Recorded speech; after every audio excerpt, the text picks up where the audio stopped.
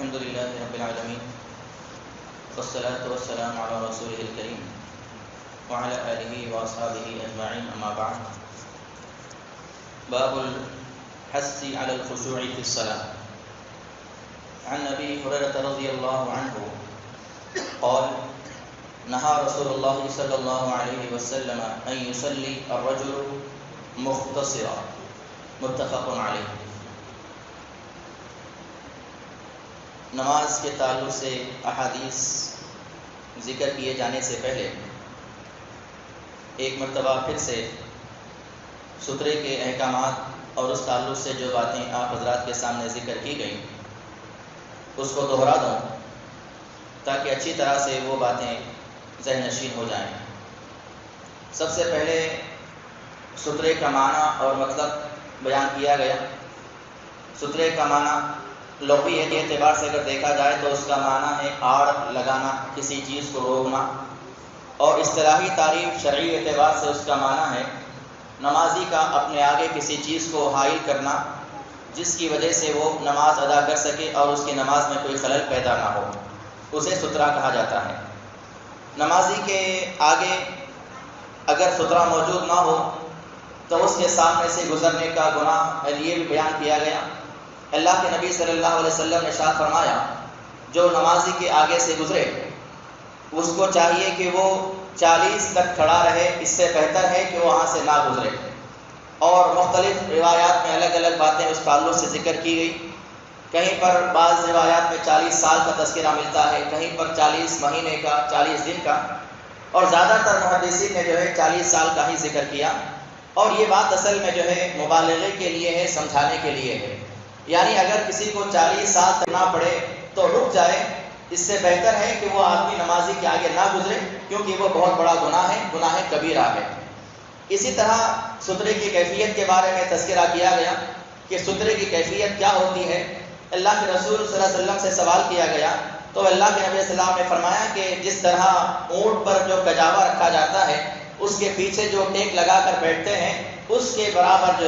سترے کا سائز ہونا چاہیے، اور اس کے برابر سترے کی کیفیت ہونی چاہیے۔ اور مختلف احادیث کے اندر سترے کی کیفیت بتائی گئی، جس میں کبھی کچھ حصہ زیادہ لمبا رہا، کچھ حصہ کم چھوٹا رہا، جیسے لکڑی کا تذکرہ آیا، اور کسی طرح بعض صحابہ نے تلوار کو بھی اپنے تیر کو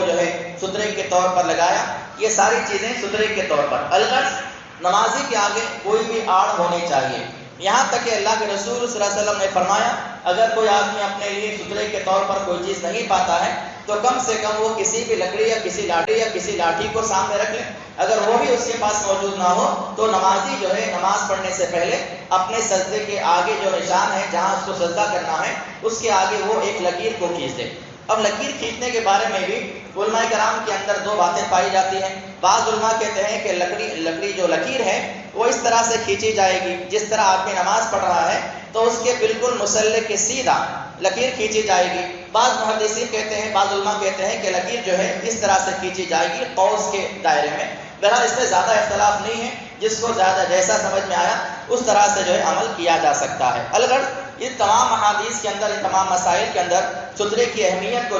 واضح کیا گیا۔ اس کے علاوہ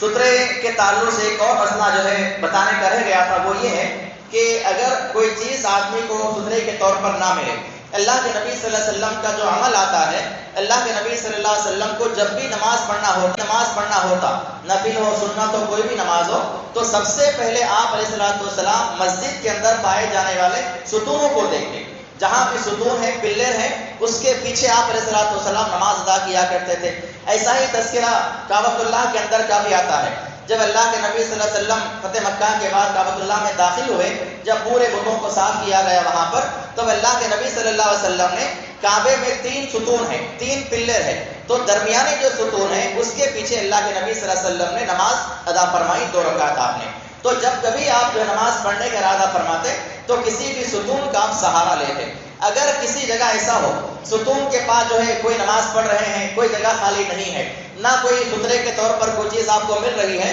تو آپ کسی آدمی کو سترا بنا کر بھی نماز ادا کر سکتے ہیں۔ جیسا کہ مصنف ابن ابی شیبہ کی روایت ہے، حضرت عبداللہ بن عمر رضی اللہ تعالیٰ عنہ جو عمر بن خطاب رضی اللہ عنہ کے بیٹے ہیں، وہ ان کا عمل یہ ہے۔ حضرت نافع جو عبداللہ بن عمر رضی اللہ عنہ کے شاگرد ہیں، وہ کہتے ہیں کہ عبداللہ بن عمر رضی اللہ تعالیٰ عنہ کو جب نماز پڑھنا ہوتا تو آپ بھی جو ہے کسی سترے کے طور پر کسی چیز کو تلاش کرتے، ستون کو دیکھتے، لکڑی کو دیکھتے، کوئی چیز بھی نہ ملتی تو مجھے پلٹا کے بٹھا دیتے، کہتے کہ تم پلٹ کے بیٹھ جاؤ، میں تمہارے پیچھے نماز ادا کر رہا ہوں۔ تو اگر آدمی کا سترا بھی کوئی بنا سکتا ہے تو بنانا چاہیے، بلا سترے کے ساتھ ہی نماز پڑھنا زیادہ افضل ہے، اور اگر سترا نہ بھی رکھا جائے تو اس میں کسی پر کوئی گناہ نہیں ہے۔ اس کے علاوہ سترے کے مسائل میں ایک مسئلہ یہ بھی آیا کہ اگر جماعت کی نماز چل رہی ہے تو اس صورت میں امام کا جو سترا ہوگا وہ تمام مقتدیوں کے لیے کافی ہوگا۔ اسی طرح جو ہے سترے کی حد کے بارے میں تذکرہ میں نے کل کیا تھا کہ کہاں تک سترا ہوگا، اور نمازی کے آگے سے نہ گزرنے کی جو بات کی جاتی ہے اس سلسلے میں کیا جو ہے ہمیں احادیث ملتی ہیں۔ تو جیسا کہ میں نے کل بھی ذکر کیا تھا کہ اگر آدمی کی سجدے کی جگہ ہے، سترا جہاں پر رکھا ہوا ہے، اس سلسلے میں اصل میں شیخ ابن عثیمین رحمۃ اللہ علیہ سے سوال کیا گیا۔ وہ سوال میں نے جو ہے فتویٰ ان کا میں نے یہاں پر نوٹ کیا تاکہ آپ لوگوں کو مزید اچھی طرح سے بات واضح ہو جائے۔ ان سے سوال کیا گیا تھا کہ نمازی کے آگے سے گزرنے والے کے بارے میں آپ کا کیا مسئلہ ہے، کہ کون سی کیفیت ہوگی کہ نمازی کے آگے سے نہ گزرا جائے؟ تو انہوں نے جواب دیا،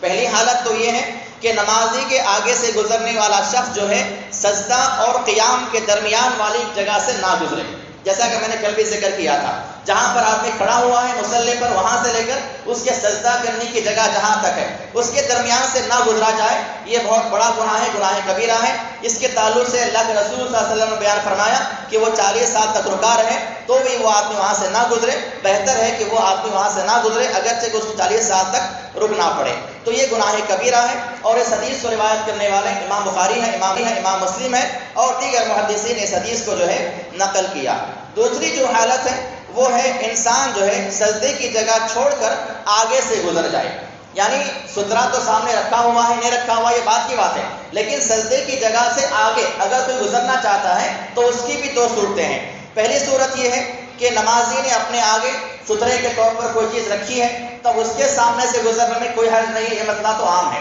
سب کو معلوم ہے۔ کسی نے نمازی کے آگے اپنی نماز پڑھنے کے وقت جو ہے سترے کے طور پر کوئی چیز سامنے لگائی ہے، وہاں سے اس کے سامنے سے گزرنے میں کوئی حرج نہیں ہے، یہ پہلی صورت ہے۔ اور دوسری صورت کے بارے میں ابن عثیمین رحمہ اللہ فرماتے ہیں کہ نمازی نے اپنے آگے سترا نہیں رکھا ہوا ہے تو یہاں پر نمازی کے سجدے کرنے کی جگہ تک جگہ کو چھوڑنا لازم ہے، جہاں پر سجدہ وہ کر رہا ہے اس جگہ تک کو چھوڑنا لازم ہے۔ اس کے آگے تمام معتبر اہل علم کا اس کے اندر موقف ہے کہ اگر نمازی کے سجدے کی جگہ کے آگے سے کوئی گزر سکتا ہے تو وہاں سے گزر جائے، کیونکہ انہوں نے اس بارے میں یہ کہا کہ نمازی کو یہ اختیار نہیں ہے کہ وہ اپنے آگے کی جگہ کو بھی محدود کر دے، روک لے، لوگوں کو تکلیف پہنچائے۔ تو جہاں پر سجدہ اس کا ہو رہا ہے وہاں تک کسی کو گزرنا جائز نہیں ہے، اس کے آگے اگر سترا موجود نہ بھی ہو تو نمازی کے سجدے کرنے کی جگہ کے آگے سے گزرنا جائز ہے، جیسا کہ میں نے کل بھی اس بارے میں وضاحت کی تھی۔ مجھے کل پھر سے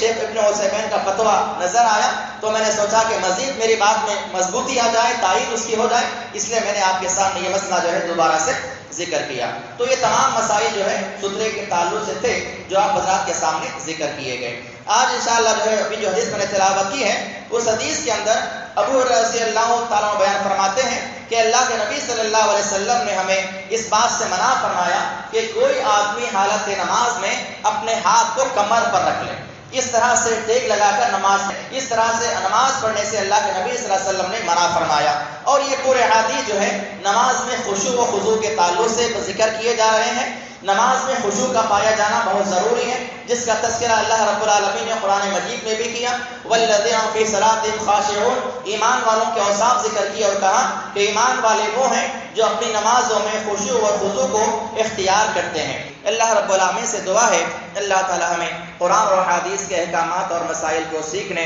اور ان پر عمل پیرا ہونے کی توفیق عطا فرمائے، آمین۔ واقول قولی ھذا استغفر